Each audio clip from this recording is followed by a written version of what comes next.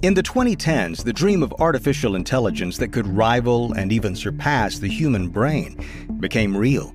The big tech companies, Google, Facebook, Meta, knew they'd have to harness this technology if they were going to win the new AI race.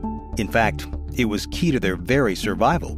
But researchers within each company would soon sound the alarm that if the tech giants moved too fast, the consequences could be devastating. Hi, I'm David Brown, the host of Wondery's show Business Wars. We go deep into some of the biggest corporate rivalries of all time. And in our latest season, the tech behemoths fight to dominate the artificial intelligence space and reckon with the costs. Follow Business Wars wherever you get your podcasts. You can listen ad-free on the Amazon Music or Wondery app.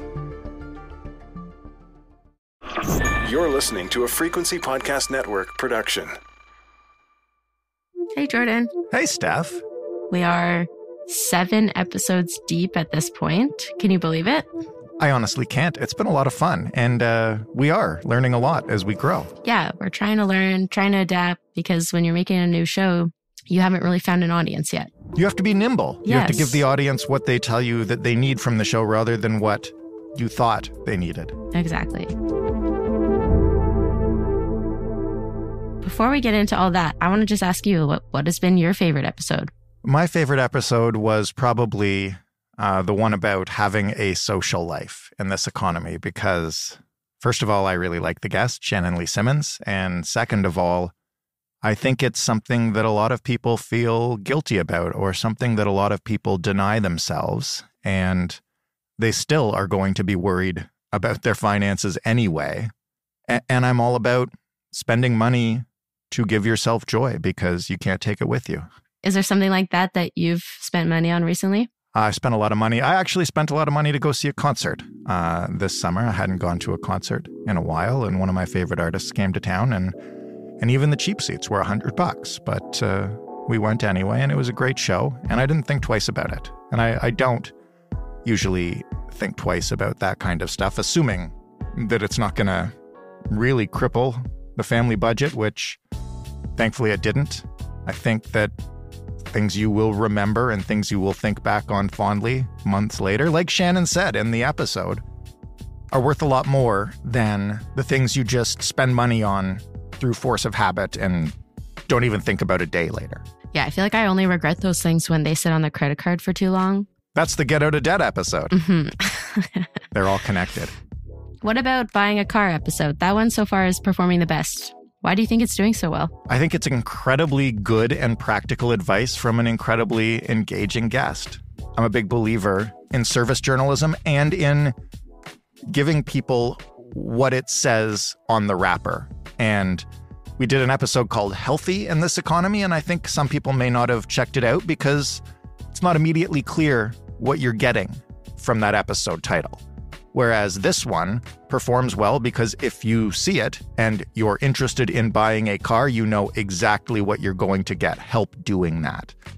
And I also think that the shortages of automobiles and the incredibly high prices have created an environment where there are a lot of people who have been maybe hoping or wanting to think about purchasing a vehicle over the past few years and haven't really been able to do it because they haven't been able to save up enough money or they simply haven't been able to find the car that they want.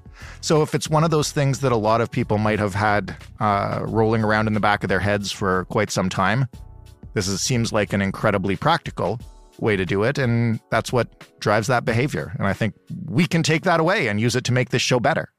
Yeah. And I think we're already kind of having talks about that. We're planning a similar style episode about buying a condo. Right. In this economy coming up. So the box in the sky episode, as I'm calling it. That'll be a good one for sure. But you love looking at the stats. I do. What else have you learned about how we can make the show even better in the new year?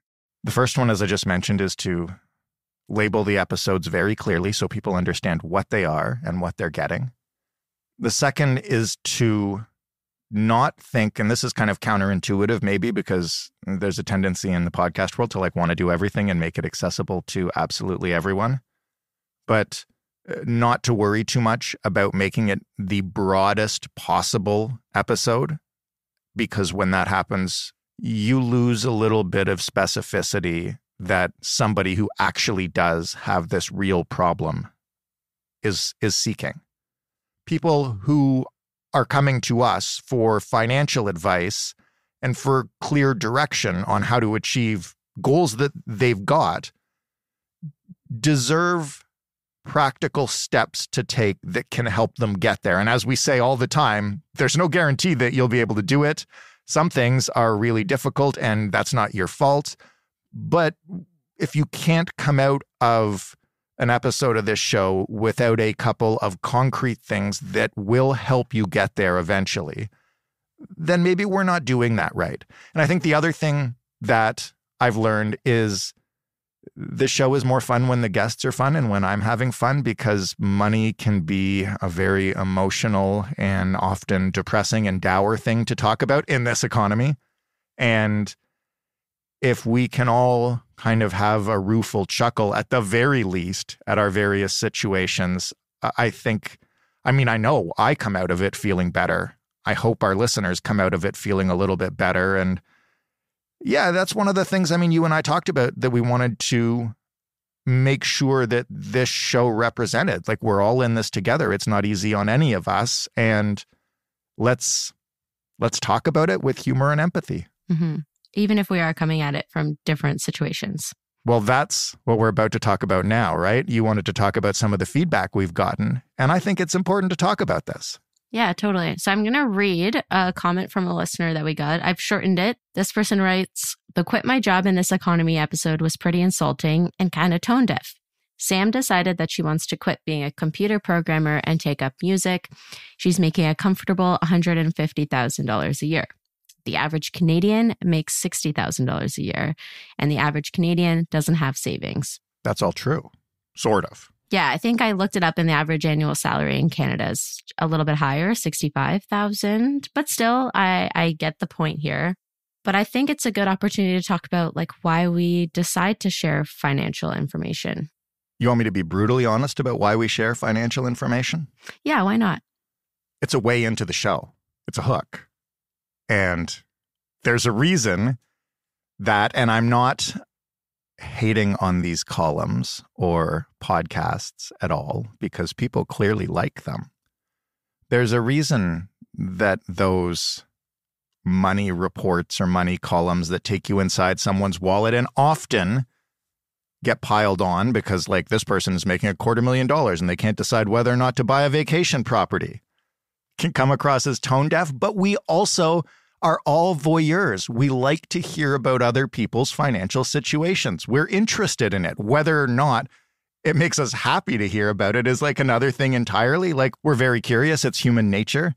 Think about if you'd like to know how much your coworkers make, or how much your friends make, or how much they have in their savings account. I bet you love to know that stuff. You wouldn't be, hopefully, so rude as to ask them outright.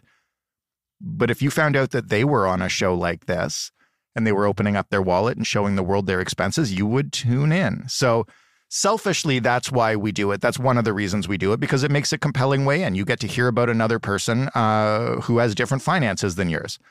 The second reason that we do it is to create a baseline, to provide context to the advice that follows. Because if you're going to be discussing what somebody should do, you need to know where they are.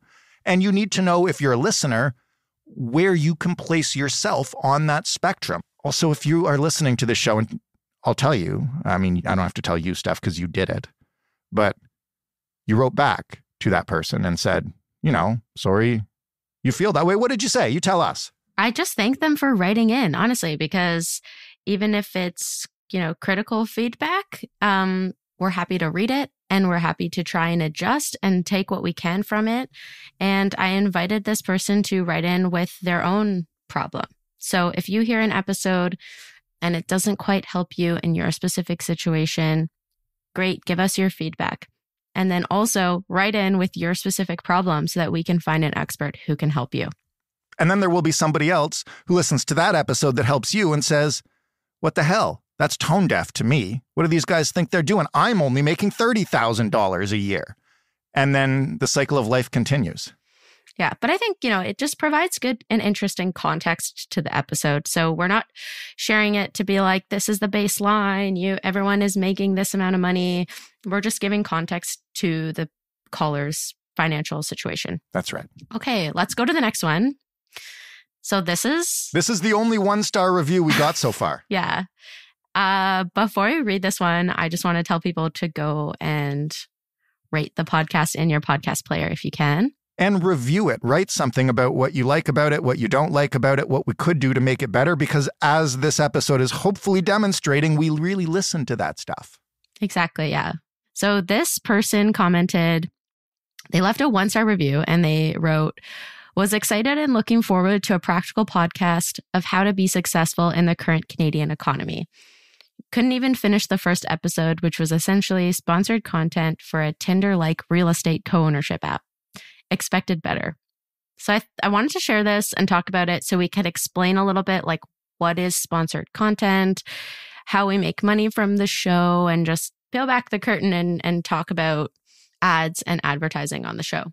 First of all, the first episode was obviously not sponsored by a Tinder-like real estate co-ownership app. We talked to the people who made that app because it was a great way to talk about co-ownership in order to get at the bigger problem of why individual home ownership is so unachievable and what other possible solutions there are out there. There are co-ownership solutions, lots of them that don't involve this app, but those tend to be ones that you already have. People you know, friends that you're willing to trust and go in on that with, different generations of family members. As we said in the episode, co-ownership is not, it's not that scary and is actually practiced in many ways and in many cultures, but we wanted to offer people who have never encountered the idea before a way to explore it. And this is an interesting app that was launched and is available in Canada, and its founders offered a great discussion of the principles of co-ownership, but they didn't pay us any damn money.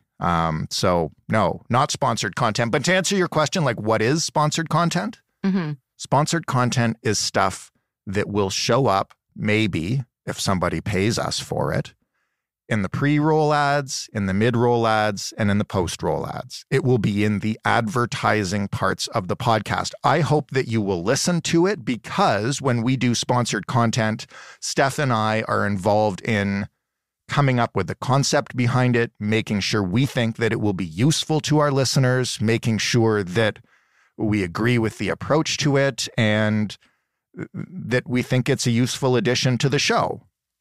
The difference between that, of course, and advertising being that advertising is simply paid for and it's either a script that I read or it's a commercial that you hear, and it's not really a part of the show.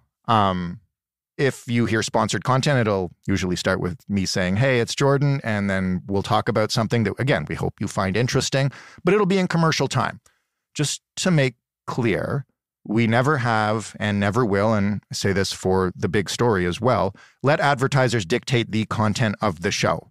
If we are doing a particular show and it's a great fit for an advertiser and they want to buy advertising in it, they are welcome to do so. We encourage them to do so. That's amazing.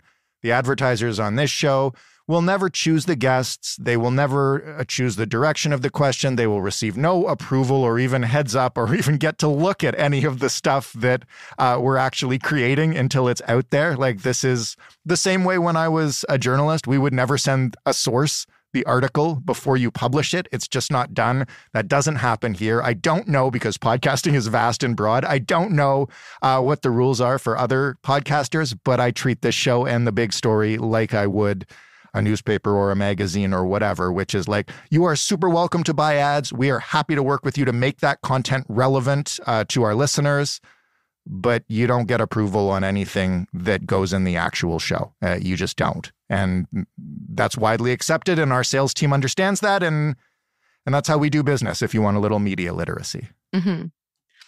You mentioned the big story, and I realized I haven't asked you anything about hosting 2 shows. How is it having a side hustle?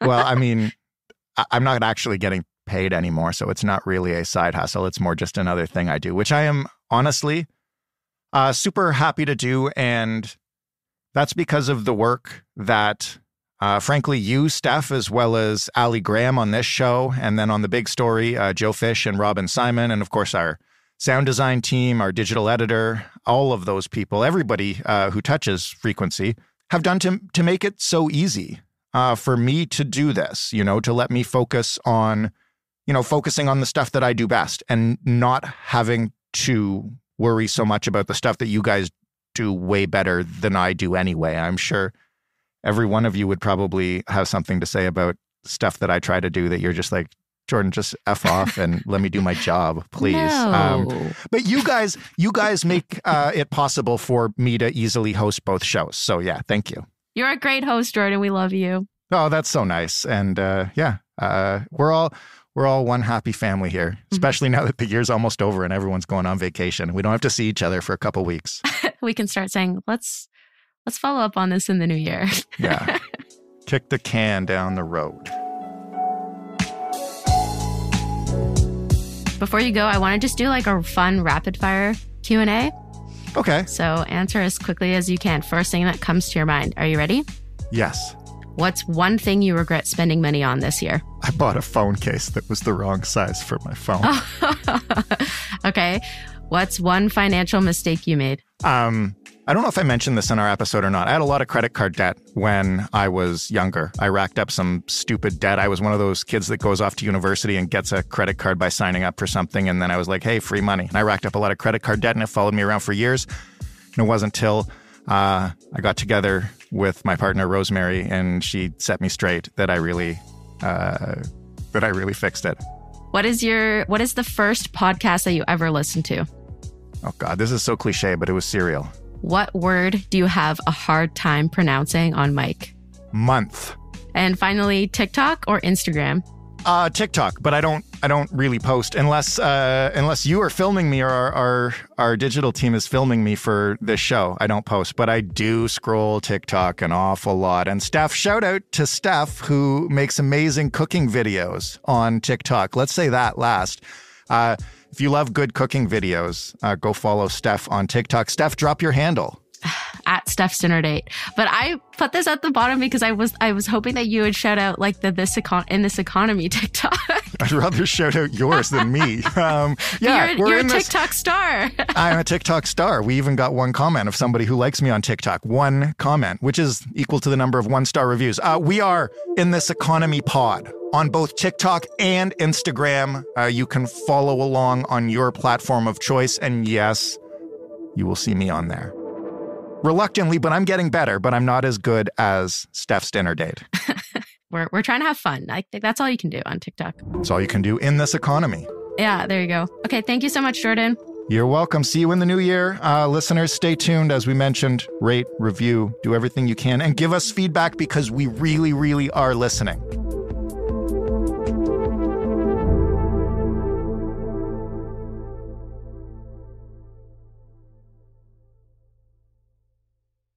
In the 2010s, the dream of artificial intelligence that could rival and even surpass the human brain became real. The big tech companies, Google, Facebook, Meta, knew they'd have to harness this technology if they were going to win the new AI race. In fact, it was key to their very survival.